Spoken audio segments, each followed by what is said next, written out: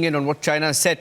Let me also go across to Aarti Tikoo, joining our senior journalist. Aarti, China, of course, trying to weigh in on India's visit, saying that India cannot replace China in the global supply chains, adding that the more we export to the US, the more that we will be reliant on Chinese imports. It's very strange. At one point in history, China was not a global supplier of manufactured goods to the world.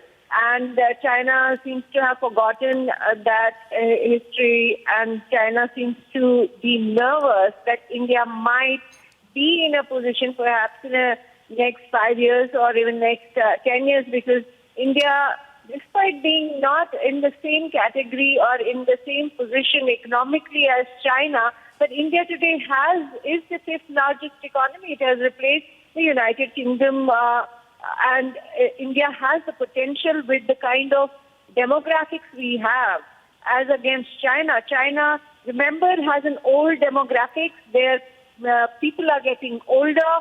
India has a potential to reap the benefits of the youth dividend, and that seems to have clearly upset China, because anything that India, any closeness that India will have with US as a strategic partner is going to rattle China.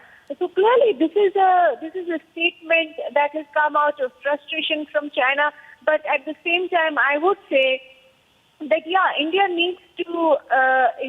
has a long way to go to reach the kind of economy China or America has.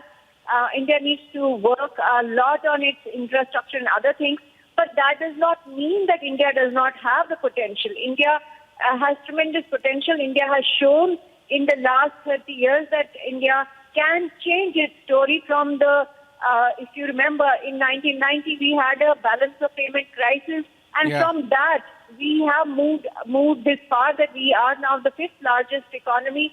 So India, nobody should have any doubts that India can actually replace China. It's only a matter of one, determination, second, effort, and third, hard work. So I think China is clearly frustrated and nervous that India is making moves that might put on that path.